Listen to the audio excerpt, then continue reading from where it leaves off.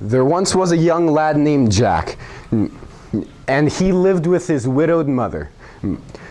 They had a cow promptly named Milky White that they milked every day to feed themselves. And they also sold milk at the market. Now one day, Milky Milk's milk ran dry, so they had to sell him at the market, and his mother promptly told him, "Get this cow for the best price at the market." So Jack went off with the cow, and along the way, he met a shady old man who told him, "Here, young lad, here are some beans, magic beans, that'll give you for this cow." Jack thought it over, but eventually the old man convinced him to take the beans. Satisfied with his trade, he went off back to home, skipping, running, so happy that he was able to get the beans. His mother saw him running and thought that he got a lot of money for the cow. So then Jack ran inside, showed her the beans. "Mother, mother, look, I got these beans." She was very cross with him at that point.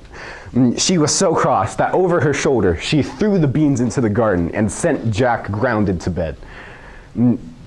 Now Jack went to sleep very sad, but he woke up the next morning and saw out the window this huge beanstalk went up to the sky.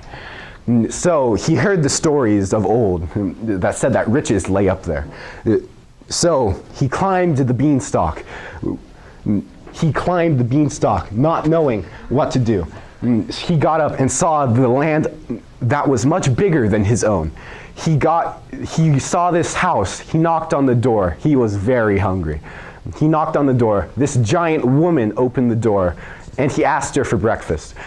She said, "Sure, young lad, but leave before my husband comes, for he will eat you for breakfast." So he went inside, ate breakfast, and as he finished, he heard stomping and saying, "Fee, fi, fo, fum. I smell the blood of an Englishman. Be he alive or be he dead, I shall grind his bones for my bread." Then the giant's wife convinced him that there was no Englishman and threw Jack in the oven. After that, the giant sat down to eat his breakfast. Once he was done, he called the wife to gather his coins. So she brought him the coins to the table, and he started counting them. After a few hours of this, he got weary and finished counting the coins. So he got tired and fell asleep. Jack saw this moment, and he got up on the table and grabbed the sack of coins. Then he threw the coins down off the clouds and climbed back down the beanstalk.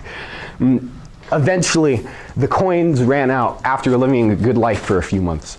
So eventually, Jack had to climb back up the beanstalk. So he asked for another meal, but the wife was weary and said, "The last time you came, a sack of gold went missing from my husband's table." So then Jack convinced her that it wasn't him that took the coins. It must have just been a coincidence. So then he got breakfast again from her, and she threw him in the oven when the husband came.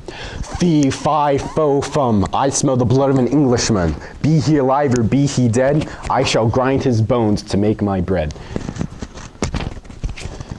So then, once he was done eating breakfast again, he got the chickens. He said, "Wife, bring me my gold egg-laying chicken."